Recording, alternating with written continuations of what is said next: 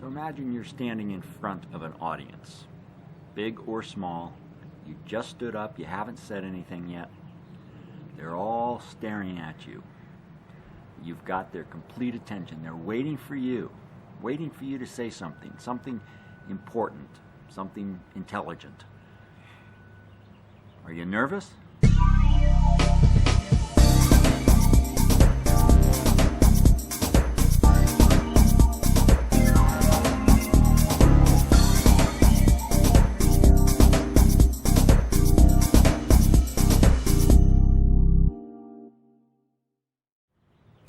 Hi, my name's Sam, and I'm an executive coach. I help people move into and then succeed in executive and leadership roles. Welcome to my second video, and thank you very much for watching. Today I'd like to continue covering the active communicating skills. In my last episode, we covered a single skill, energy. And we talked about how to use your energy and your audience's energy to be more impactful and more influential in sending your messages. Today I want to talk about a couple different skills used in combination that will help you with that scenario I just posed at the beginning of the video. What to do when you're standing up for the first time in front of somebody and are feeling those nervous jitters. But first, a shout out. In my last episode, I attributed these active communicating skills to the UC Berkeley Executive Coaching Institute. And today I'd like to be a little more specific and introduce you to Dr. Mark Rittenberg. Dr. Rittenberg is responsible for these active communicating skills and the entire active communicating methodology that goes behind it. He is the founder and the chief creative officer at the Executive Coaching Institute, and he has used the active communicating methodology around the world, solving some of the most intractable social and business and personal issues. He's brought people together, he's built bridges, and he's helped people communicate in very difficult circumstances around the globe. He's done too many things and won too many accolades for me to cover here. So instead, what I'd like you to do is I'd like to recommend you watch his TEDx talk. It's on the topic of leadership is love. Now, you don't often hear those two words, leadership and love, in the same sentence. But Dr. Rittenberg has a transformational view of leadership, and if you watch it, it'll change your perspective, it'll potentially change your life, and I know you'll get a lot out of it. So now, on to the active communicating skills. When I first stand up in front of an audience of people, I go through a bit of a ritual to calm myself down, relax, and feel the confidence inside. I'm just going to walk through that ritual with you. It involves a number of these different skills, but the ritual isn't quite as sequential as I'm going to make it sound, but it's a good way to explain it. So the first thing I do, I pick a spot that I can walk to. This is a common improv technique where you walk to a spot that you've picked so that you can walk with purpose and intention. So I pick a spot and walk to it, turn to face the audience. That's all under the category of physical expressiveness. I walk with my arms at my sides, relaxed and hanging there. You know, hand gestures and arm gestures are also aspects of physical expressiveness. So is the lack of arm gestures. So I keep my arms at my side in a very relaxed position. I walk up to the front of the room, I turn, and I smile. Not a big, toothy smile, just a small, I'm happy to be here smile, even if I'm not. Facial expressions, again, part of physical expressiveness. I'm demonstrating my relaxed and confident state, even if I may not feel like that inside yet.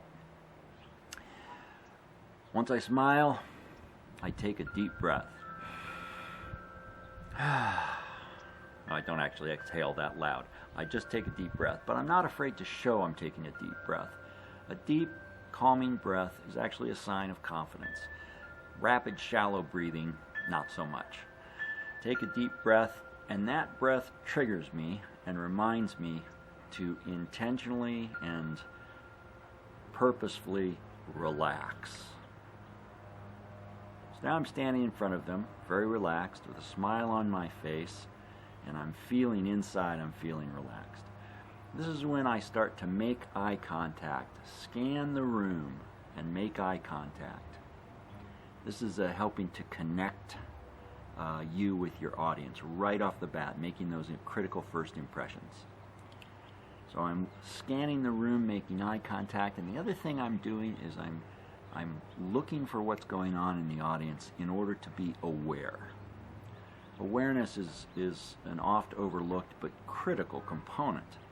You're looking around the audience, and what if the audience has just gotten back from a break and they're very distracted? They're checking their phones, they're looking on their computers, they're talking to one another.